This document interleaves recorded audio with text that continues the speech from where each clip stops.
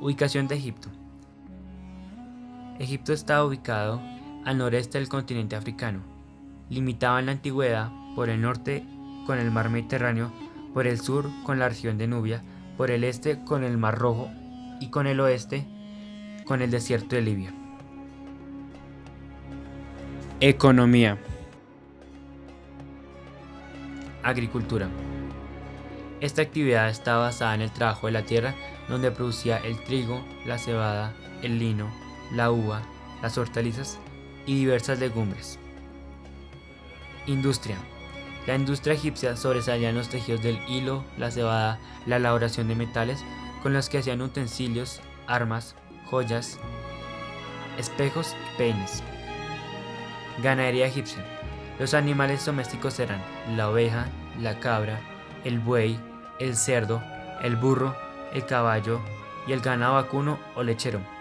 Parece ser que en los primeros tiempos los egipcios intentaron domesticar a otros animales como el antílope o el bice. Joyas egipcias. Representados a los dioses, quienes eran encarnados en forma de animales como gato, cobra, halcón, buitre, escarabajo. Además del significado religioso, estas joyas también daban protección a los quienes las llevasen y tenían propiedades mágicas en función del color. Dinero egipcio. La forma natural del pago por el trabajo remunerado se realizaba en especie o otros modos de pago que utilizaban era el trueque. En el antiguo Egipto no existían las monedas, todo el mundo cobraba su salario en especie, medianamente los productos agrícolas que luego podían intercambiarse por productos más elaborados como el tejido o la cerámica. Se destacaban en: el arte egipcio está definido por los deseos de los faraones de construir obras eternas y pasar a la posteridad con sus inspiradoras. Esta es la razón por la que utilizaban piedra para levantar los edificios más significativos, los templos donde se honraban a los dioses y las tumbas donde se perpetuaba la memoria de los difuntos. Organización social de Egipto. La sociedad de Egipto se dividía en clases sociales. Estaba conformado por el faraón, los nobles que eran los sacerdotes, el ejército, los escribas, el pueblo que eran comerciantes, artesanos, agricultores y pastores, y los esclavos. El faraón era el representante de Dios en la tierra y tenía el máximo poder. El pueblo pagaba impuestos al faraón y con estos impuestos su familia vivía lujosamente. Los sacerdotes eran los más importantes después del faraón, sabían de religión y de magia. Los escribas apuntaban los acontecimientos de la vida diaria de Egipto y también apuntaban el pago de sus impuestos. El ejército protegía al pueblo. El pueblo estaba formado por comerciantes, artesanos, agricultores y pastores. Podían trabajar en construcción de edificios públicos y de palacios. El pueblo no recibía dinero por trabajar. Los esclavos eran prisioneros de guerra y eran los menos importantes de la sociedad. No tenían derechos. Los nobles los podían comprar y vender a su gusto. Organización política de Egipto. El antiguo Egipto se organizaba en dos reinos, el Alto y el Bajo Egipto. A partir del año 3000 a.C. se unificaron en un solo imperio. Egipto tenía un gobierno monárquico, absolutista y teocrático. Egipto era gobernado por un único faraón, es decir, no podían haber dos personas en el mismo mandato. A su vez, el faraón tenía todo el poder sobre todas las tierras de Egipto.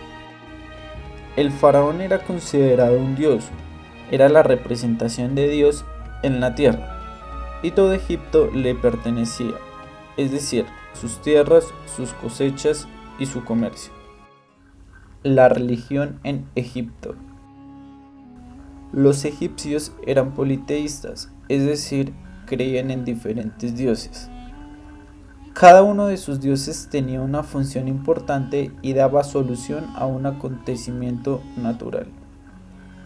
Además, existían dioses con cuerpo de hombre y cabeza de animal. Ra era considerado el dios de la vida. Isis era la diosa del nacimiento y de las madres. Set era el dios del mal y del desierto. Tot era el dios que había inventado la escritura y que manejaba el tiempo. Osiris era el dios de la agricultura. Horus era el dios del cielo. Bastet era la diosa del hogar. Breve contexto de la creación del hombre.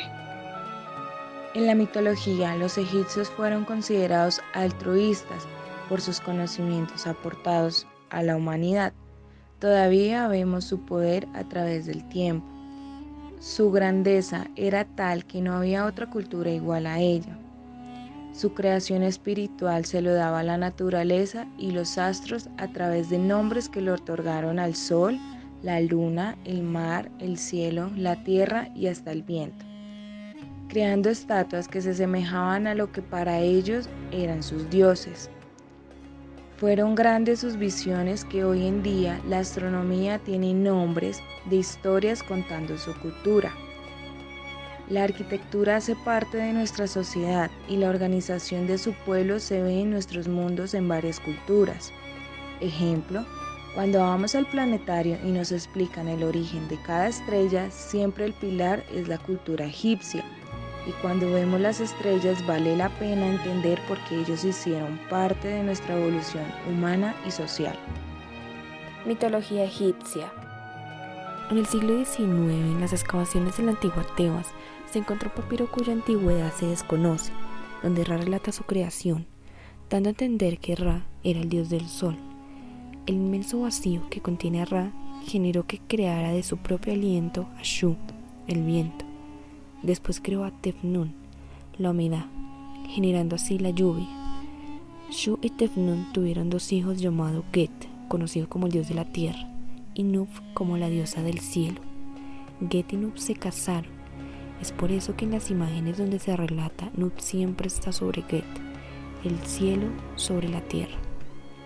Dando paso a las estrellas, de esta unión engendraron a Osiris, Isis, Set y Neftis, donde ellos dieron origen a lo que hoy en día conocemos como seres humanos.